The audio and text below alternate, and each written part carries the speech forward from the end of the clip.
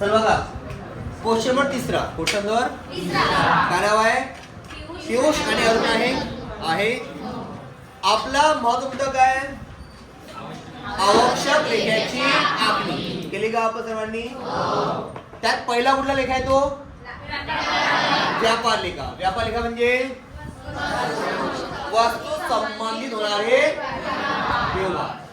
वस्तू आली तर, गेली तर, किंवा वस्तू संबंधारे खर्च.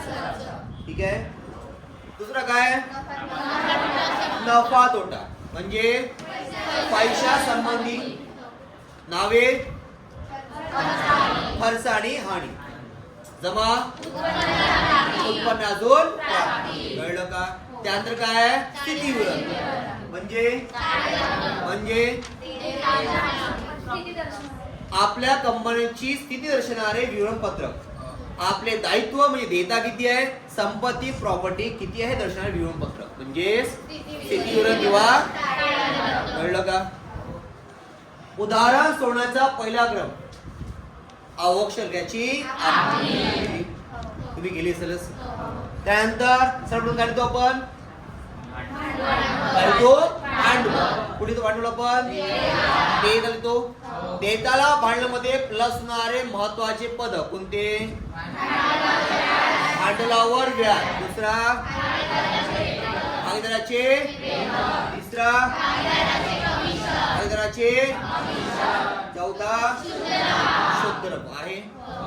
जसे आपण चार प्लस करतो असे काय करतो? मायनस करतो.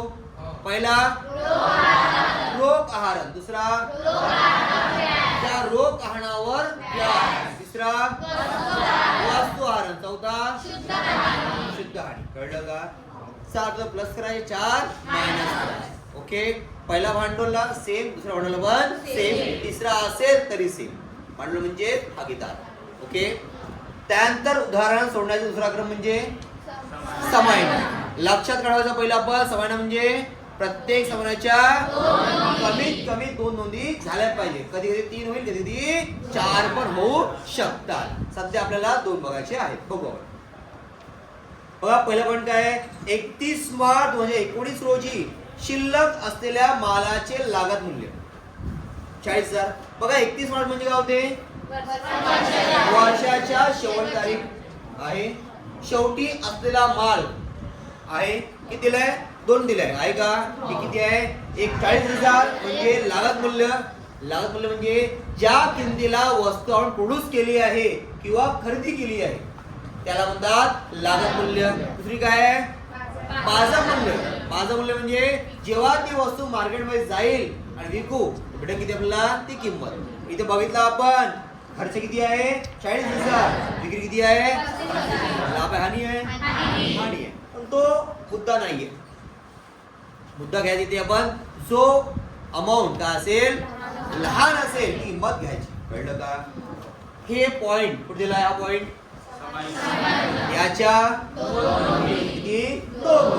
पहिली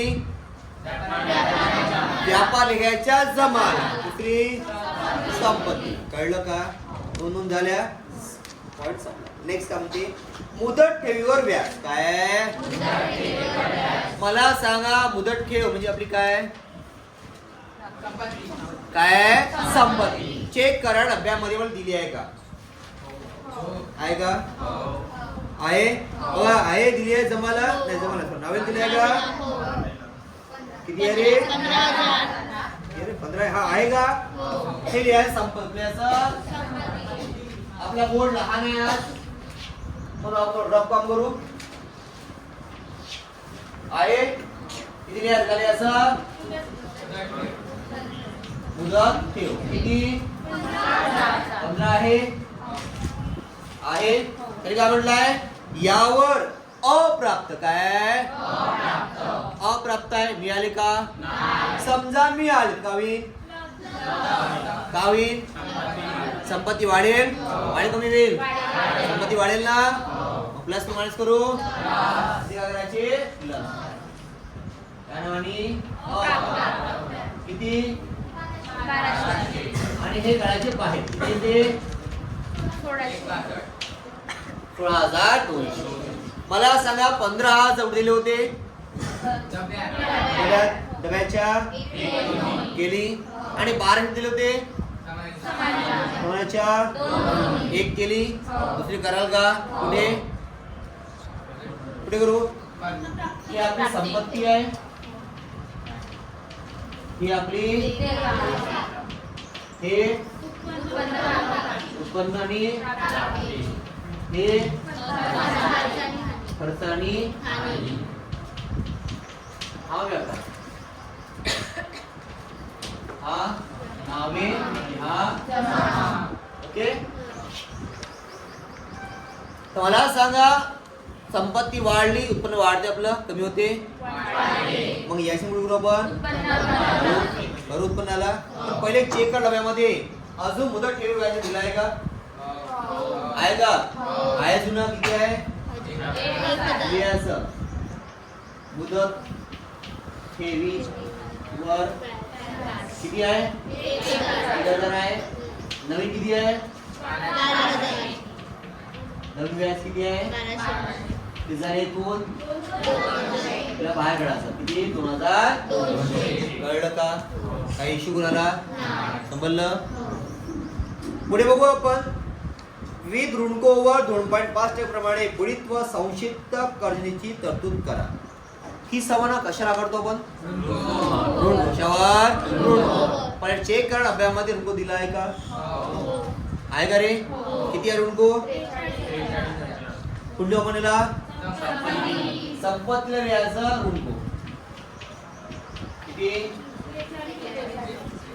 दिलं या ऋणको मध्ये आपण काय प्लस काय मायनस करतो का काय प्लस करतो सुटलेली दिली आहे का दिली असती हे दिली असते समायनामध्ये बघा बरं दिले का आहे का त्यानंतर काय लिहितो आपण प्राप्त विपत्राचे अनादर हा पॉइंट पण दिला असतो समाय योजनेमध्ये दिलाय का नाहीये ओके नाहीये मग काय प्लस करतो मायनस काय करतो काय मायनस करतो काय करतो दिलाय का आहे का बुडीत का दिले असते अमाऊंट मध्ये दिलाय का 200 500 1000 2000 5000 दिलाय का असं काही नाही आहे मग काय मायनस करतो आपण संक्षिप्त बुडीत कर्ज दिली आहे का किती आहे 2.5% आहे का ते मायनस काय करायचं मायनस 2.5% बुडीत कर्ज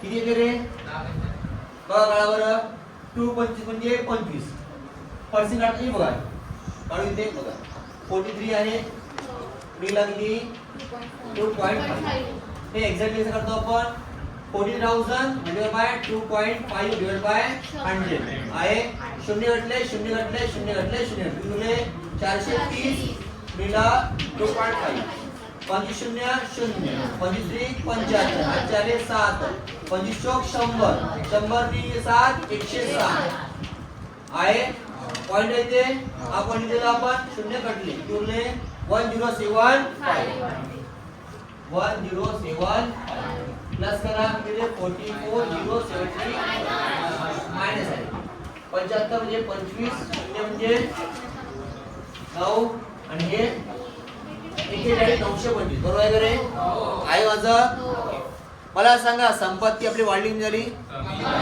लाभ आहे प्रॉफिट आहे आणि कुठलीता आपण या करता आपलं खर्च आणीचं वेगळंच दाखवलं डबा आहे यात कार्यात पहिले चेक करायचा डब्यामध्ये पहिली जुनी बुडीत कर्ज दिलाय का आहे का दिली मग जुनी बुडीत कर्ज किती आहे रे किती आहे 500 यात प्लस होतं आपण नवीन बुडीत कर्ज दिलं होतं का नव्हतं ओके मग मला सांग अजून प्लस होतं त्याच्यामध्ये नवीन संक्षिप्त बुडीत कर्ज निधी हे काढले मला आता किती आहे 10.75 नवीन बुडीत कर्ज निधी किती झाले पुढे 15.75 मग याला मायनस होता काय मायनस करतो आपण जुनी संक्षिप्त बुडीत कर्ज निधी दिली आहे का नाही आहे दिली असती तर आपण मायनस केलं असते आहे का नाही तिला सरळ बाहेर काढून घ्या तुम्ही हा डबा नाही आहे माझ्याकडे कारण बोर्ड आपला लहान आहे ओके, नेक्स्ट काय? उपस करावा वार्षिक 5% दराने घसारा. घसारा आहे. घसारा आपण कशा काढतो? संपत्ती आहे. चेक करा पहिले, हे जी आहे संपत्ती उपस नावाची डब्यात दिली आहे का? आहे का? किती आहे रे डब्यात? 30,000 20,200 हा मिळाली आहे का? आपण मला सांगायला कुठे लिहू? लिहू संपत्तीला काय नाव आहे? उपस 20,200 आहे. किती याच्यावर? 5% काय आहे? घसारा. बघा 5% काढणं 10% सोपं आहे. का करायचं? सरळ 10% म्हणलं किती येते उत्तर? 20 येते. 20 येते. 1 कटवायला एक हे झाले 10%. त्याचे अर्धे 5%. किती मग? 10 आहे ना? 10 मायनस करा. 20,200 10 मायनस केले, हे 90 आले. हा 1 आला, हा 19 आलं का? 19 झालं. 20 मधून 10 गेले, 19 झाले. आले का? मला सांगा इथे संपत्ती आपली वाढली किती झाली? लाभ आहे प्रॉफिट आहे? मग याची आपण दुसरी करू का? का बरं? हे कुठे दिली होती? आणि आपण समान करतो 2 होती करतो का? कुठे करू आपण? आहे ते याचं घसारा कशावर? उपस करावर. किती आहे? 10 आहे. इथून 10. नेक्स्ट काही दिलाय का? बघा आहे 8,000चा माल आगीमुळे नष्ट झाला, जळला. काय भेटला आपल्याला? काय भेटलं का? काय भेटली? राख. राखचं काय करता का? फिरून टाका. पुढे का म्हणलं? जाऊ द्या, पुढे बंद बघू. पण मला सांगा आग लागली, काय जळलं? माल म्हणजे वस्तू म्हणजे व्यापार. काय? व्यापार लेखा आला. वस्तू म्हणजे व्यापार लेखा. मग मला सांगा माल आले जळला, माल आला गेला? गेला. आला तर? गेला तर? मला काय? आगीत माल जळला. किती जळला गे? जळला. माल जळला. झाली नोंद. पुढे बघा काय म्हटलं? नष्ट आला. विमा कंपनीने 6,000 दावा मान्य. तुम्ही रडत होते? खूप रडले तुम्ही? काऊन रडले? मग कोण आलं जवळ तुमच्या? त्यामध्ये रडू नको, हे वाटले पैसे ठेव. किती ठेवले? खुश झाले. मग काय झालं? संपत्ती आपली वाढली. कमी झाली. संपत्ती वाढली ना? कितीनी? 6,000 संपत्ती वाढली. मग याची नोकरी करू आपण. विमा कंपनीचा नाव किती? तुम्ही हसते. हसता हसता तुम्ही आढळलं अभि माल होता किती आपला? 8चा गेला, 6 आले. नफा झाला? नुकसान झालं. नुकसान झालं. जरी आपल्याला 6 मिळाले असेल तरी आपल्याला 2,000 रुपये नुकसान झाला. नुकसान कुठं आपण? आहे नुकसान. आहे का नुकसान? झाले असं आगीमुळे नुकसान. कसं? 8,000 मायनस 6,000 कळलं का मुद्दा? हा मुद्दा तुम्हाला सर्वांना कळला का? इथे बघा किती झाल्या? 3 झाल्या. शिकलो मग अशा आपण प्रत्येक समानाच्या 2 कमीत कमी 2, पण कधी 3 4 पण होऊ शकतात. 3 झालेत नोंद. कळलं मला मुद्दा? आता डब्यात वापस या. डबा सॉल्व्ह करायला पहिले बघायचं एखादी छुपी समाना दिली आहे का?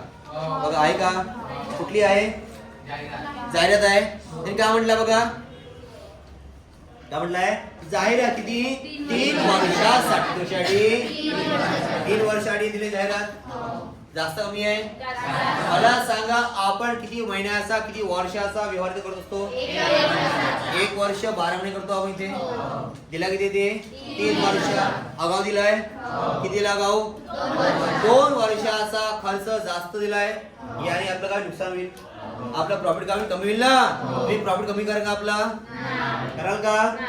पण का करू आपल्याला? का करू? मायनस.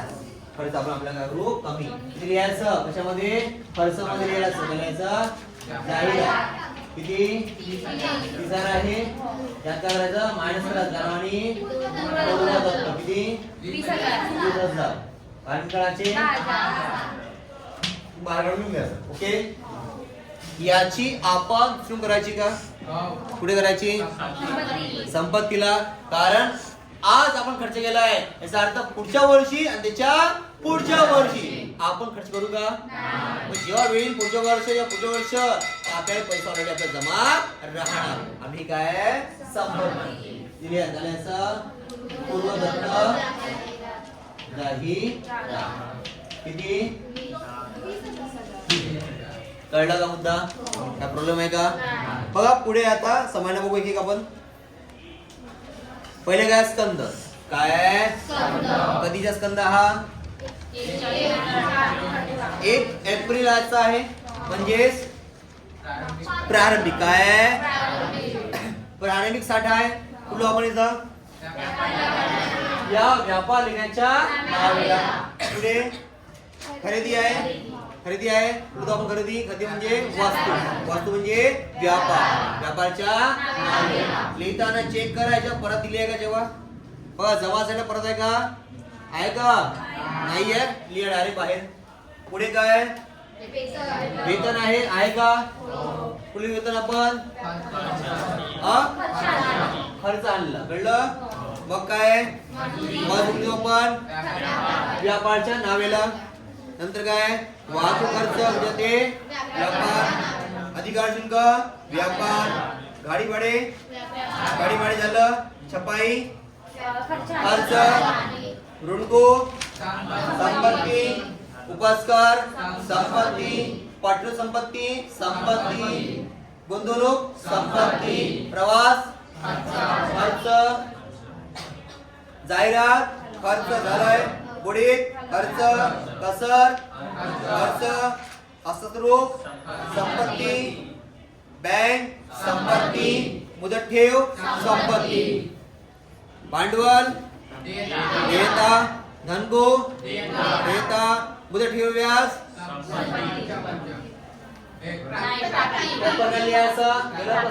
केलाय का? अधिक कोश अधिक विकर्ष देयता विक्री व्यापार लेखाच्या जमा. कळलं का? कळलं सर्वांना? काय प्रॉब्लेम समजला?